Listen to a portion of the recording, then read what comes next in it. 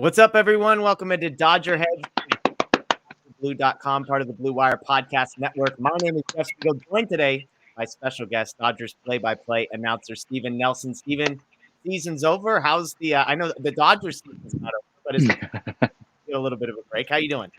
I'm great, Jeff. It's always great to be on with you and hang out and chop it up a little bit. It is weird. Like, man, I feel like we were just on together, like talking about me, like joining the broadcast team, and now we're like gonna break down the regular season in the rearview mirror. So my brain's kind of struggling to process that.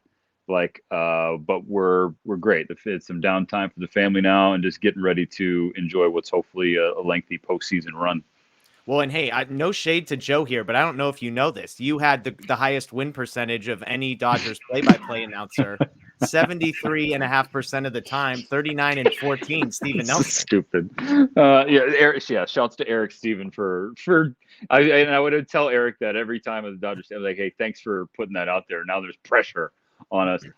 It is really fun working for a winning organization. That's all I can say is because the majority of the time that this team's going to come away with W's. So I enjoyed a lot of happier accidents than a lot more than I think anybody thought was deserved on my part. It was a really fun year. No, I was laughing. Eric Steven, if you haven't seen this, he did all the different pairings. He had the win-loss record for each of them. And then runs scored and like runs allowed. It totally. It's an amazing. I just laughed at Joe and Oral. Joe and Oral was like one of the worst combinations, I mean, look, let me be clear. This has nothing to do with the actual win-loss, but it's just funny to think that Joe and Oral are like a 500 baseball team when they're on, and then I look at you and Oral, and you're winning 76% of the time. Yeah, no, it did become like a running joke amongst the crew about halfway through the year. And Rick Krajewski, who of course is the lead researcher and statistician who went to college with Joe, like it's well documented their relationship. Like Rick would start to use that to like needle Joe and be like, well, look, like for example, this last one, like they end the Colorado road trip with a blowout, right? The Rockies blow them out on dress up day, and then they get to San Francisco and they win. And Rick goes, yeah, see, look, team has a clunker, and so you got to call in Nelson. And I'm like. And it's again just trying to needle his boy in Joe. So it's all in good fun. But yeah, for the record, to be clear, we have this amount to do with what happens on the field. Well, in all seriousness, you're first with the Dodgers. You call 53 games. Walk me through what it's been like. I mean, you probably haven't had a whole lot of time to fully process it, but what was this first year with the Dodgers like? Man, the way I keep putting it to family and friends who ask about it is like, this is a job that you dream about and you aspire to and you want. For me, I didn't realize how much I needed it. And just the way that the organization and the fan base, from what I could tell, I'm sure there's a portion of it that wishes that I stayed in New Jersey at the network, but the way that the organization and the fan base opened its arms to me was something that I didn't expect. Like, I expected the team to be good. I expected to call a lot of wins and have some cool moments along the way. I did not expect that aspect of it. So the way that it kind of uplifted our entire family, we had our second kid during the year. And it was just a really blessed season, man. And so this is certainly unforgettable. You always remember your memorable first, and so this first season with the Dodgers is going to stick with me forever. It seems like I've been around people that cover teams like day in and day out, and you did 53 games, which is a lot less than 162.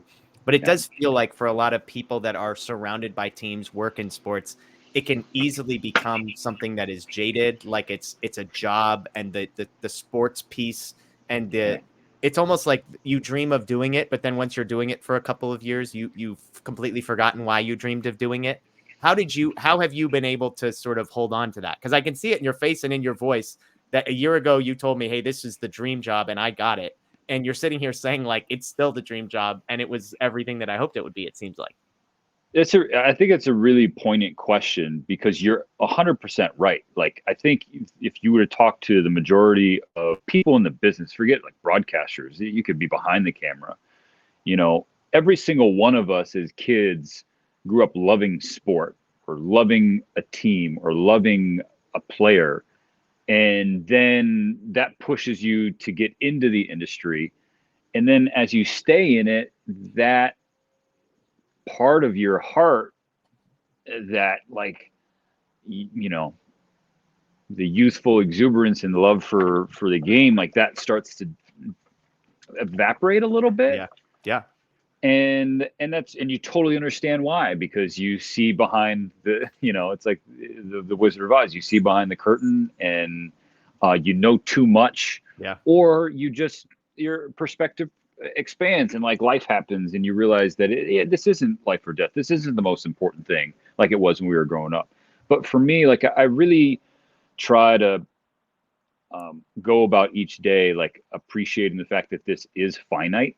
Like the end will come for all of us. Like, not everyone's name is going to echo through history, like Mr. Scully's, right? Or, insert legendary broadcaster here or athlete here. So like this comes and goes. And so it's just a matter of savoring that and appreciating that. And also like just looking at it through a Dodgers lens, like 10 division titles in 11 years, 11 straight postseason appearances. This is not the norm. This is the third. It's the longest streak in baseball since the 90s Braves and Yankees that went into the early 2000s, right? This is not the norm. And so I think it's important for all of us to remind ourselves like it could end next year, right? Or the year after that. It's not guaranteed. So I think just kind of understanding that and appreciating that, like that, it just every single day is we're lucky to be here watching this team. So that's kind of the way I try to approach the business and life in general.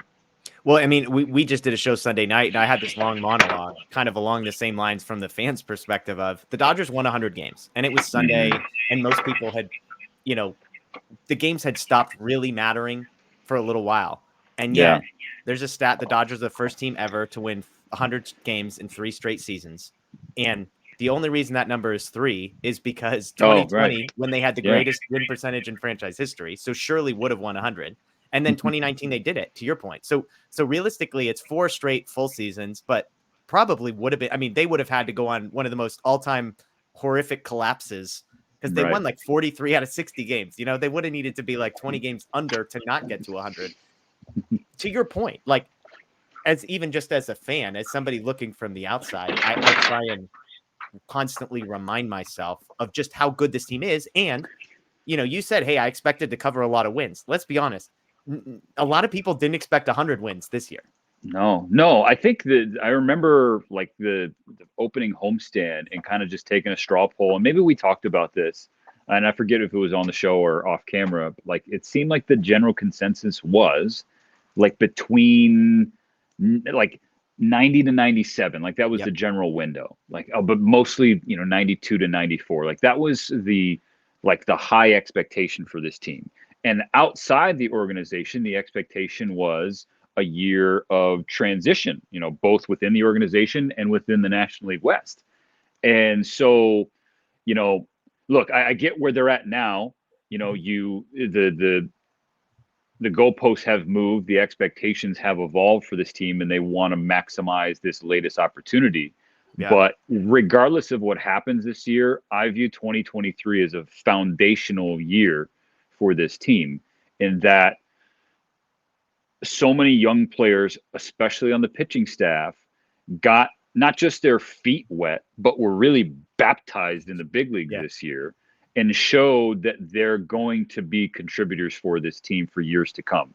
So as you lose veterans like a Clayton Kershaw, and you don't know what his future is, and insert veteran name here, this year showed that the pipeline is very much full. And it doesn't even include names that are, in double and triple A, right, filling behind them. So the fact that this group won 100 games despite all of the injury and adversity and uncertainty and inexperience, it's a testament to Dave Roberts, the coaching staff, and those players. For there's a lot of times where it's like, all right, you don't have to win this game.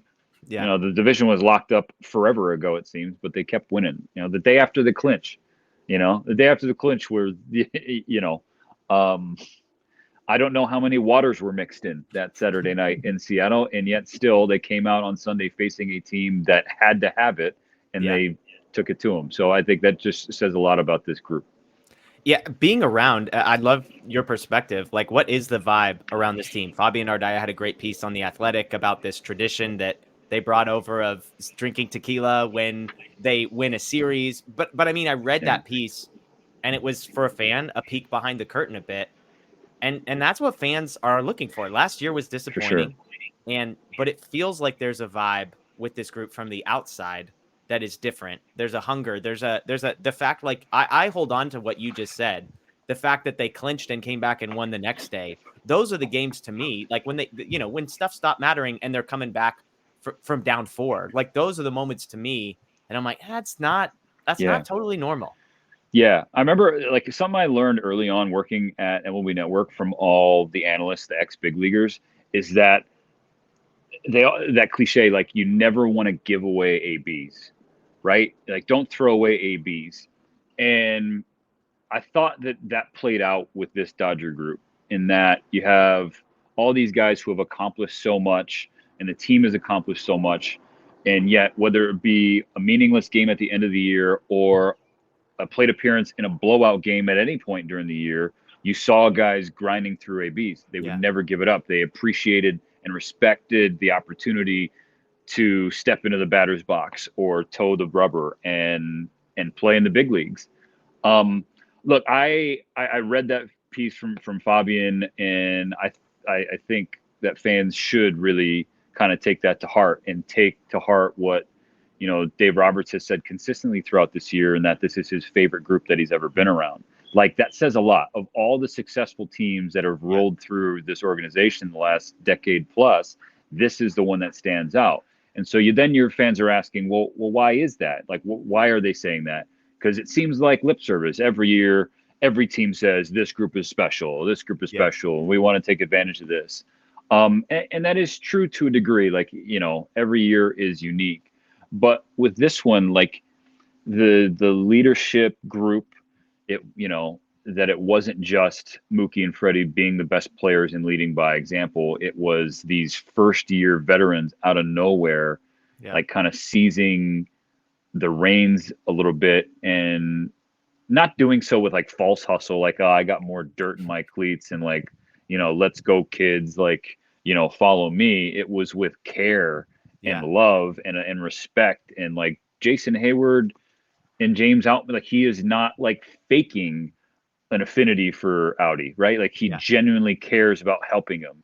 Every time after an AB, he goes like that's who he's talking to, right? And then of course their behind the scenes relationship. Miggy Rowe, how many times we were watching a game on SportsNet LA or on any national network, and there's a big situation, and Miggy Rowe is the one who's calling time and coming to the mound, and then boom, a pitcher executes the pitch they needed. Like those little things, right? And without ego, without all the other noise that kind of comes with professional sport leadership, like it does feel unique. Now I can't speak to the past Dodger teams because I haven't been there, but that's something that really stands out about this group is that when they say this team is special, it seems to have a greater meaning. So hopefully they can put together a postseason that matches that. It seems obvious and sort of cliche when you've got like Rojas, Peralta, guys like that who have been around for a long time and haven't won anything. Like when I say haven't won anything, it's like they probably have losing records by a lot for their career.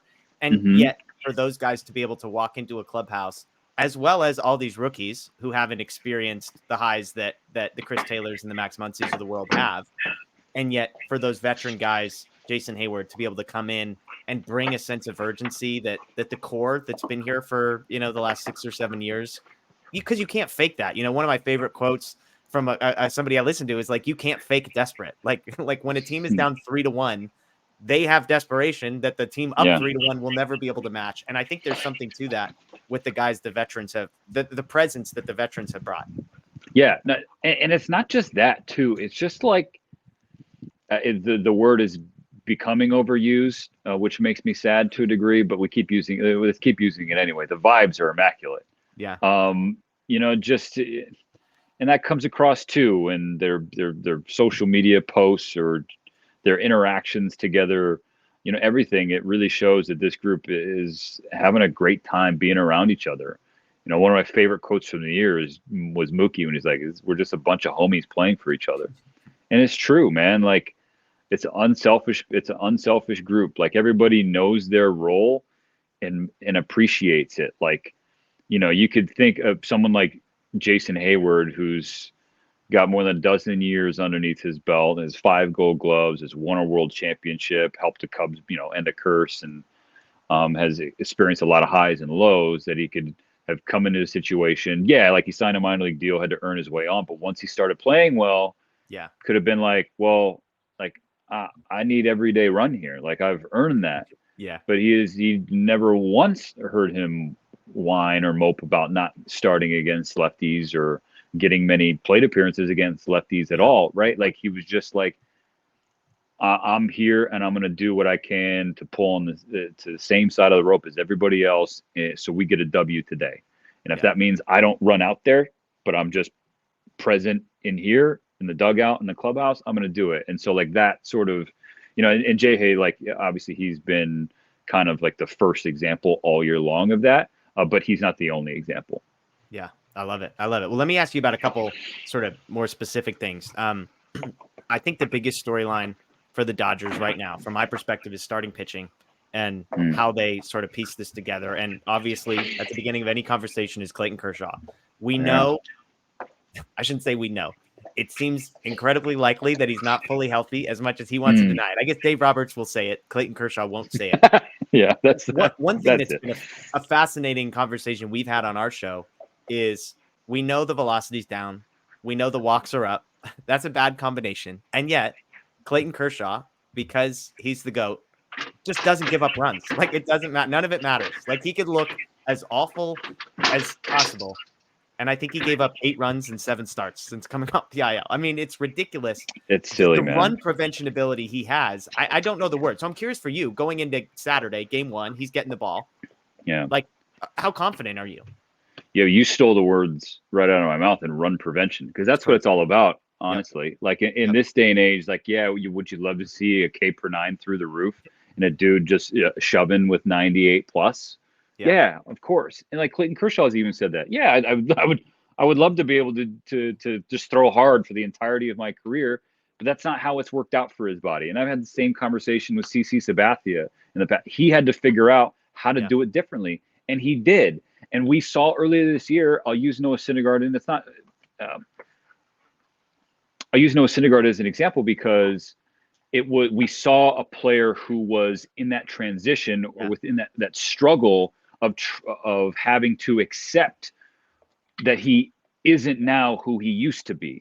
That's not an easy thing, and fans, I don't think, have a proper appreciation and understanding that it's not an easy thing for these pro athletes to go through, right? And so, for Clayton is going through it, and he doesn't have his best stuff, and he doesn't even have close to his best stuff, and yet he still finds a way to be effective and keep runs off the board. You can look at his the opponent's numbers with runners in scoring position, especially since the summer. I think maybe 1 or 2 knocks in however many tries. I should have come more prepared for you with that, but you're smarter than I am, Jeff, so you'll dig those numbers up. But like that just speaks to it. Like, hey, all right, I know I don't have my best shit, but I got to just strap it up and execute a pitch here. Right. And he does time and again, right? And this past is his last outing in San Francisco. he did execute the pitch, and unfortunately, the play wasn't made behind him at max. But Clayton was the first guy to pick Muncy up in the dugout and say it's okay. So, my confidence, to answer your question, as opposed to dance around it and hedge, Right. my confidence in him is like exponentially higher than it was, say, in Miami, which was just a few weeks ago. And he had the 5 walks, and it was like, this is not Clayton Kershaw. Like, this is, and then you're really stressed and you're really scared. But he has talked about it, given Dave Roberts and the staff all the credit in the world for giving him that extra time, to the point where he feels like he's turned a corner. And if Clayton, somebody who doesn't like to reveal anything about what he's feeling, is saying that, I think that speaks volumes. And so that's why my confidence is sky high compared to where it was a few weeks ago. Obviously, we don't know the matchup yet, but just based on how he has looked and how he sounds, I think you have to feel good about having the go game 1. Yeah. No, I mean, and I'm with you. I mean, we had debates on this show of like, what does it even look like? What game number is he starting? I need to see more. And it's crazy that now, it's I won't say it's unanimous amongst people on our show of the confidence in Kershaw, but I kind of stuck with, I'm like, I'm going to believe in Clayton Kershaw until he starts giving up 5 earned runs every time. Because the irony was not to pit him against somebody else, but like Bobby Miller was having outings where he was throwing 100 but giving up 3 earned runs, and everyone was like, well, put Bobby in. I'm like, whatever you think about Kershaw, it's 1 earned run every single time he goes out. And it was a solo home run every single time. You know what I mean? So I'll add this too. I think Dodger fans have seen enough of Clayton Kershaw to know that this is a dude who's going to go out on his shield. Yeah. Right. That's just the way he's wired. So you love that, and you live with that as a Dodger fan. Whatever happens, he has earned that right. But again, I don't say that, sounds like that's something you say when like you're ready to throw dirt on somebody, and that like no, we're not doing that with Kersh, not yet. No, I mean, look, I am a diehard Dodger fan, and I have come to a point. I realized in 2020, I almost would like Clayton Kershaw's success is almost a half a notch more important to me than the Dodgers. Like, as weird as that, look, I want the Dodgers to win the World Series. When they won the World Series, I was cheering that Clayton Kershaw won a World Series first, and then I was cheering that me and every Dodger fan in the world got to celebrate a World Series. And dude, and that, and it's understandable. And I mean, I could just say from my perspective, having been around him now with the team, and then comparing that to being around him as like a TV clown working for a national network, like that's a different guy, and it all comes back to that 2020. And so now, like, he's talked about it, like what keeps him going is just being around his teammates, earning their respect, and first and foremost winning ball games and bringing a parade, because that didn't happen in 2020, bringing a parade to LA. All right. Let me move to game 3. I'm not skipping over Bobby Miller. All due respect. We got a little bit of time. Game 3 is interesting. Because you've got a decision, presumably, between Ryan Pepio, who, another guy that if you just look at the box score numbers, I've said on this show, he should probably be more in the conversation of should he be starting game 1 or 2 than should he even be starting in game 3. But what makes that conversation so fascinating is right next to him, you have Lance Lynn, who is the old school vet, grind it out, gamer. The strikeouts have started to tick back up for him. So I'm not asking you who do you think's going to start, but how do you? Thank you. Like,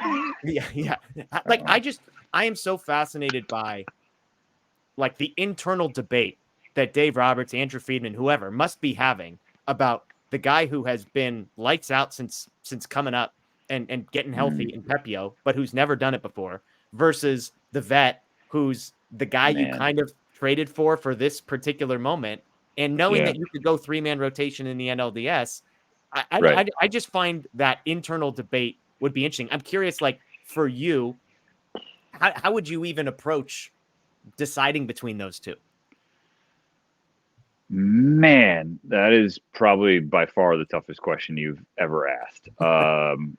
because I don't know, because I'll say, I think Lance was acquired to help get him here. You know what I mean? Just get through the second half, because those were innings that there were a ton of question marks about, right? Pep wasn't back yet. Sheedon hadn't gone through his growing pains and his, first evolution as a big leaguer. So I think Lance was more acquired to get them here. Now that they are here, I don't think that it's a situation where the team owes him this, and nor does Lance expect that. Like, Lance, being the veteran you talked about, is very much in the camp of, I'm going to do whatever you ask, right? Whatever you want. And so who's just best suited right now to get outs? And you talked about it, the way Pep has looked since he has come back. He's a dude. He's not just a guy. He's been a dude. So that's like, if I were to remove, try and take a 30,000 foot view of the situation, that would kind of be my first approach. I don't know. Like, the front office and the coaching staff has their brains, like, mine is like a golden retriever compared, you know what I mean? Like, totally. They'll figure it out. The kind of the best roadmap to success. I'm just really excited for Pep, and really happy for him to have this opportunity. I remember saying before his appearance in Cleveland, like, I went on with Jake and Jordan of the Cespedes Family Barbecue, and then I was just talking to anybody who would listen. I was just like, man, I think Pepio's the X factor for this pitching staff, and I talked about it on the air, so I'll say it again here. It's like, every young pitcher, you get to this point of the year and you're talking about, how many innings have they pitched, right? And comparing that to their previous career high, and so you're definitely doing that with Bobby, and he's blown past his career high total in innings for a season. Or Jose Mota likes to point at the number of pitches thrown, which I think is important. And not all, and neither of those counts are created equal, right? You don't know leverage, you don't know stress, and all those things. But that's generally the lens through which people look at young pitchers. Well, for Ryan Pepio, because of his injury, you are cutting and pasting spring training and the first half of the season, to the second half of the year. And so now he's at a point that no other young pitcher is for the Dodgers. And that is such a valuable weapon. And not only that, he has found himself in terms of confidence and command, like commanding the strike zone and commanding the mound, and commanding his emotions. That's something he didn't have last year when he came up. So that's why I'm really intrigued by Ryan Pepio and his potential to be a huge reason this team makes a deep postseason run. I'm with you. It's the command, 26 strikeouts to 3 walks in 33 innings since coming up. And look, he was a top 100 prospect. He just couldn't throw strikes the first time he came up in 2022. So but he's the forgotten guy, man. He's a forgotten guy. Everyone, and I get it. Everyone's all in on Bobby because he's got 101 in the tank. Easy, and everyone was in on Gavin after spring training because he was shoving in spring training. Oh my God, that pitch is legal. He can do that. And so, people forget that it was Pep who was, the one who earned that job out of spring training, out of camp. And so now he's reminding folks why he did. Let me get a quick offense and a quick bullpen question. Then I've got some food questions for you because you're always gracious with your time on that front. Offensively, you just mentioned Pepio is your X factor as a guy that you identify as an X factor kind of second half. This team scored over 900 runs this year, which is the first time they've done that in 70 years, which is crazy. 1953. So, I mean, again, we didn't talk about that enough on our show, how good the offense is. You have a guy, because obviously, look, Mookie, we all remember Freddie in 2020. The guy that doesn't seem to get out in the postseason. I'm not worried about Mookie. Is there a guy outside of those two that you've just got a good feeling about as far as where they're at right now? Or maybe it's just a gut and you're like, hey, I got no numbers to back this one up. But is there a guy on offense that you like to have a big postseason?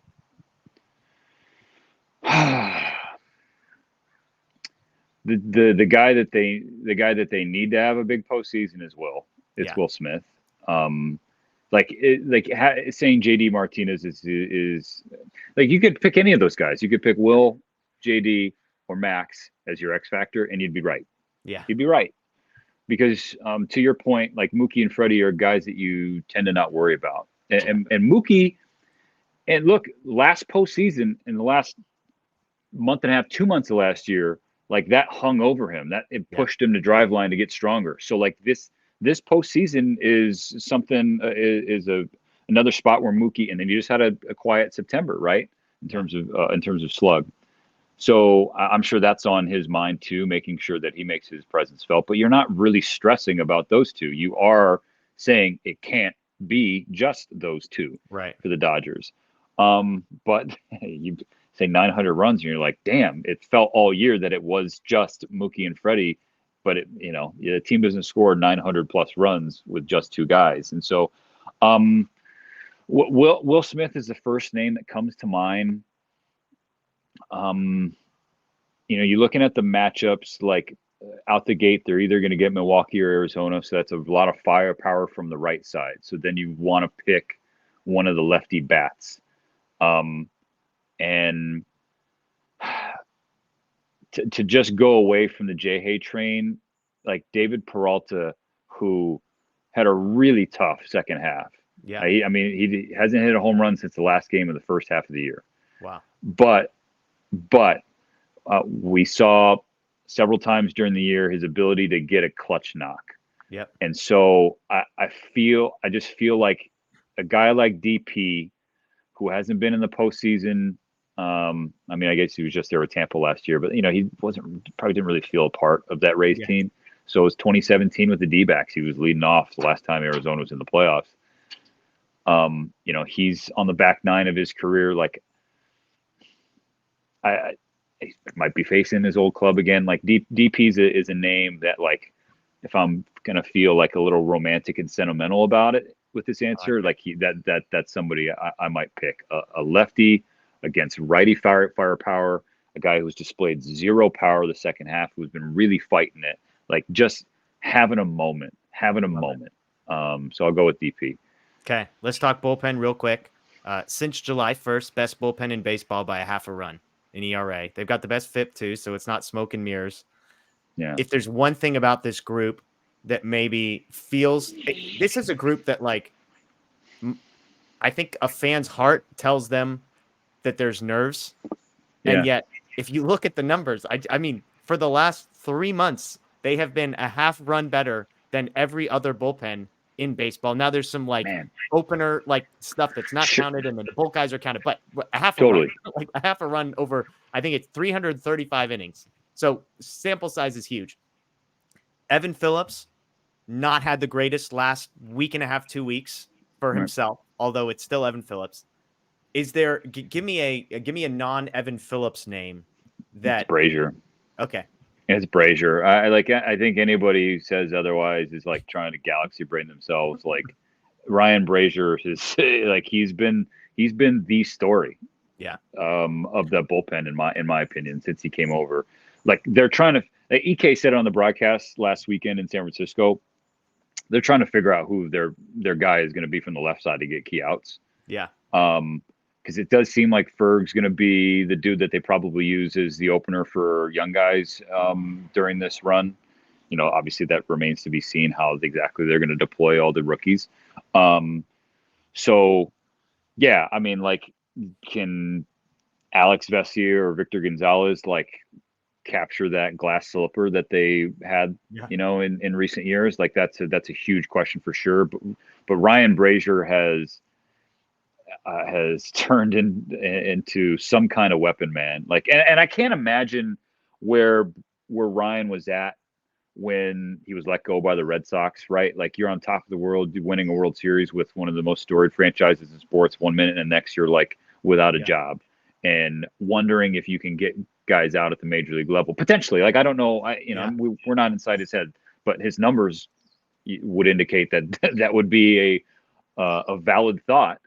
And just the way that he has come in and bought into what the coaching staff was telling him, adding the cutter, working on things in general, like put all that aside. Like he has been in so many jams.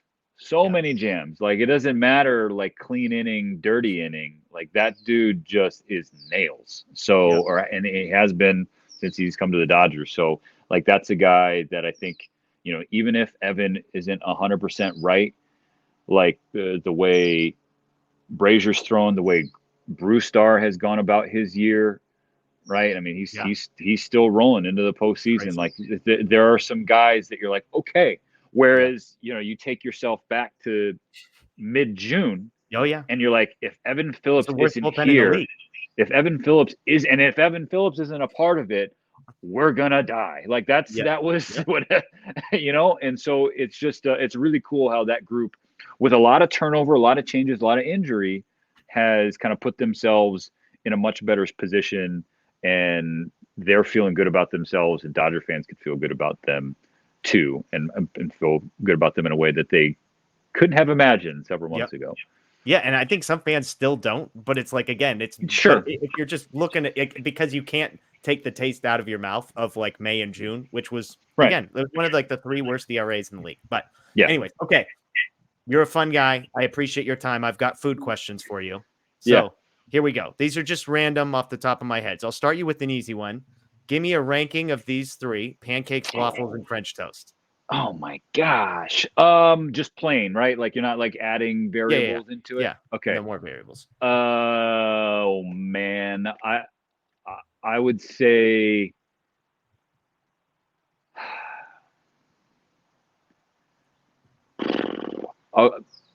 pancakes, waffles, French toast. Okay. All right. Fair enough. Good start there. This is wait, is there's right answers and wrong answers? Yeah, I mean, look, I'm not gonna say it's it might be the opposite of how I would personally man, that's fine. Like you could, like, that's the thing. Like if you were just, I'm just thinking like your average, just like your average, like of course, like if you go to your run of the mill, like French toast or waffle, like continental breakfast, let's have a waffle. Oh, I'm eating a piece of cardboard. Whereas like pancake is generally the safer bet. So that's fair. That's fair. These are more detailed responses than some of the baseball questions. This is what we want. This is what we're here for, Steven. Okay. Imagine Starburst, Skittles, whatever candy. Give me your favorite color of candy. Like we're not talking flavors, but are you a red guy or are you an orange guy? Yeah. Oh man, I'm kind of faking it here. Not a huge candy guy. Okay. Sour Patch Kids, if that's like the candy vice, I try and stay away from the fruity side. I generally don't discriminate. I really don't. I think maybe yellow or blue's probably last. It's generally like I just have this is again just a totally ridiculous way to think of this question, but I always like just the phobia of having blue teeth or blue tongue or blue lips. So like it's again, you asked the question. I'm just giving you the answer. This is why we ask these questions. Yeah. So like blue would probably be last. What's like Starburst? Do people generally go like red, pink, orange? Well, they have a bag that's just like red, dark red, and pink Starburst. Like that's now a bag of Starburst that works. Which that's kind of my favorite batch right there. Yeah, so. I was getting. I said yellow was my second to last behind blue. So that, in terms of the top 3, you could probably mix and match, and I wouldn't discriminate. Okay, I'll ask you this next one. You may have sort of just answered, but is there a food that you dislike that you feel like when you tell people you don't like this? You know this answer. Because did you share this last time? Well, maybe I didn't. I think we talked about my general disdain for avocado. Okay. Yeah, I loathe avocado. And to be fair to myself, avocado hates me as much as I hate it. Are you allergic? Like, I think so. I don't know if that's possible, but I seem to think so, because every time I try it in any form, whether it's on overpriced toast or in gourmet guac, it goes to war with my body. So not even guacamole. You're out on guacamole too. I am totally all forms of avocado. I hit the injured list for 10 hours. Jeez. Like it's It's not great. So I hate it. But what I do, and this is how I kind of couch it, if there's avocado on the meal or in the meal that I'm ordering, I will ask for it on the side. Okay. And then give it to my wife or somebody else at the table who enjoys it, because they never charge you less. Yep. No, I'm with when you take off the devil's poop fruit, aka avocado.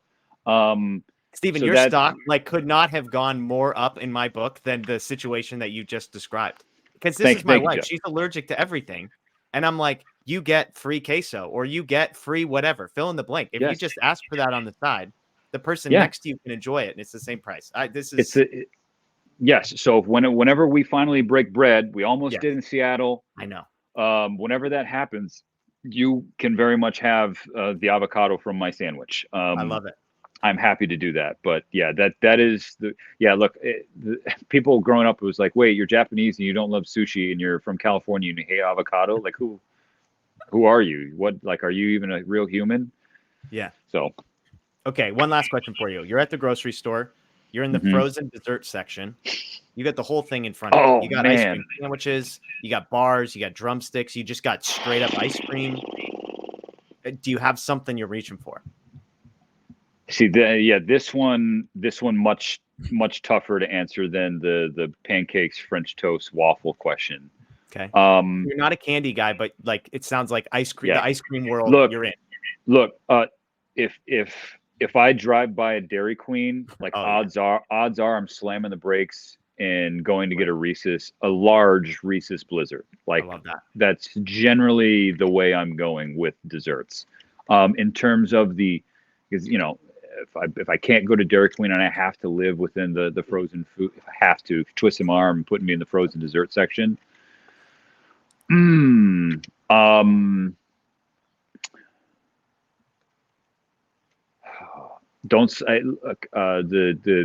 Just a classic.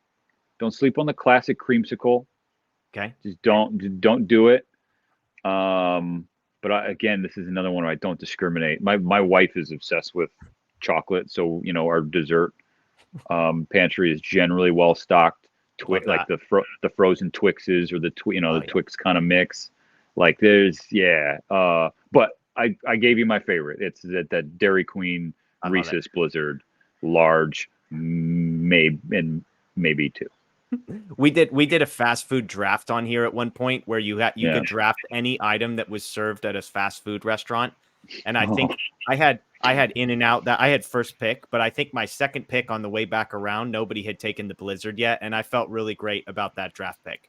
That's great value. It's great value in a food draft, Jeff. I'm really proud of you for that selection. You went and you did go In-N-Out first overall. Yeah, double was my number one overall pick. Yeah, that bothered me to no end living on the East Coast and people just slandering In-N-Out just to do it. Like I was like, you don't really mean that. You're just saying that because people were like, oh, In-N-Out's delicious. We're like, yeah, like Whataburger. Oh gosh, like, I was just gonna say Whataburger is the one that kills me. GTFO, but like but like people are like, yeah, but you go to Shake Shack or Five Guys. I'm like, yeah, those are also 4 times more expensive than In-N-Out. Like fast food, it used to annoy me, but now I'm like, good, stay out of the drive-through line. That's less time I have to wait. Well, I mean, I'm up in Oregon, so they're slowly moving their way up, but it's like I got to drive 35, 40 minutes to get to the nearest one. And so let me know. I know quality control means a lot to In-N-Out. But like, I'm curious to see if it travels to the Pacific Northwest, right? Like I've had some in Texas where it's like from it. So it's like my standard of what I'll accept on a double. Like I couldn't tell you if it's dramatically worse because I'm getting it. And I'm just good point.